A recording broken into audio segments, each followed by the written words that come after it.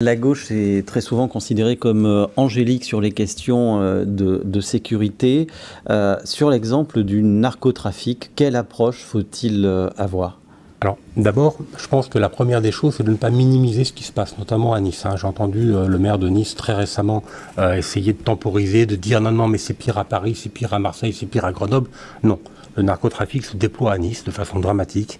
Il prend le contrôle de quartiers entiers. Les gens vivent dans une peur permanente. Il y a des tirs en pleine rue, il y a eu des blessés graves, des décès. Il y a eu un incendie avec des décès récemment au Moulin, un incendie criminel. Donc la situation est grave. J'ai été particulièrement choqué de l'attaque de Christian Estrosi contre le préfet des Alpes-Maritimes. Je ne suis pas moi-même un défenseur du préfet et avec notre association, on a dû souvent batailler au tribunal administratif contre les décisions des préfets successifs. Donc, on n'a pas d'angélisme par rapport au préfet. Pour autant, face à un développement aussi grave, un phénomène aussi grave que celui du narcotrafic, il faut faire front commun.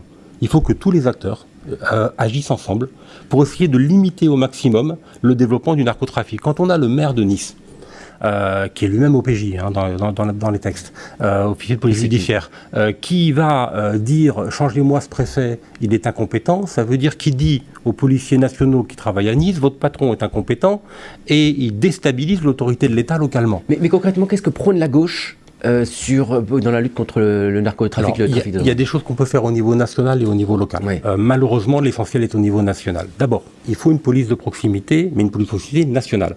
Ce n'est pas les municipaux qui doivent être les premiers en arrivant sur les faits délictueux. Donc, une police de proximité nationale. Il faut renforcer la police d'investigation. Depuis 8 à 9 ans, dans les budgets nationaux, on appauvrit la police judiciaire qui mène les investigations pour démanteler les réseaux et on renforce la BAC ou les CRS, donc l'intervention pour le maintien de l'ordre, au détriment de l'investigation. Il faut impérativement redonner des moyens supplémentaires à la police judiciaire. En même temps de ça, il faut prendre tous les éléments qui permettent d'affaiblir les trafiquants. Ils font ça pour du business, ils font ça pour de l'argent. Concrètement, il faut dépénaliser le cannabis. Clairement, ça veut dire que si vous avez dans un secteur donné, alors que ce soit à Nice, Marseille, Grenoble, peu importe, mais 30%, 40%, voire 50% du trafic qui est lié au cannabis, et qu'on va dépénaliser le cannabis, on va leur retirer une partie de leurs revenus, une partie de leur business, et ça va les affaiblir. Et tout ce qui peut affaiblir les narcotrafiquants doit être mis en œuvre. Il faut réutiliser bien évidemment cet argent pour des questions de santé publique, pour accompagner les personnes qui sont en toxicomanie, parce que on parle toujours du narcotrafic sous l'aspect sécurité, mais jamais sur les conséquences par rapport aux consommateurs et par rapport aux personnes qui tombent dans la dépendance et par rapport à ça. C'est assez paradoxal de souligner ça et de prôner la légalisation du cannabis. La dépénalisation. Non, parce qu'en réalité, les policiers eux-mêmes et les syndicats de police vous disent que parfois, 40 voire 45% de leurs actions quotidiennes, c'est uniquement par rapport au cannabis. Et que si on leur retirait cette tâche-là, ils auraient le temps de s'attaquer aux réels trafiquants, de remonter les filières ou drogue dure.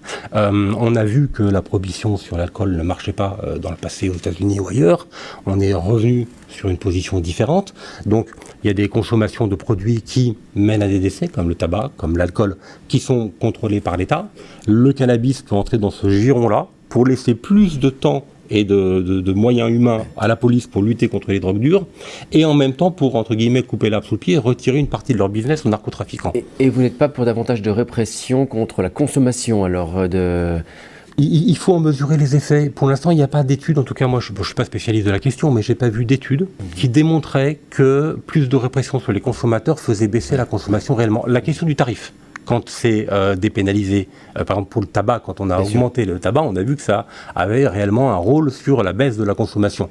Mais pour ça, il faut que ce soit dépénalisé et qu'on contrôle les prix. Bien sûr. Tant qu'on ne les contrôle pas, l'augmentation de tarifs ou la répression n'a pas réellement d'effet. Juste un mot, il y a quand même des exemples. L'Allemagne vient de dépénaliser, plusieurs pays comme le Canada le font. On va voir que ça vient de fait. Voilà, il va falloir voir ce que ça donne, mais il y a des villes comme la ville de Strasbourg qui s'est proposée pour être volontaire, pour expérimenter la dépénalisation. Nice pourrait très bien le faire. D'accord.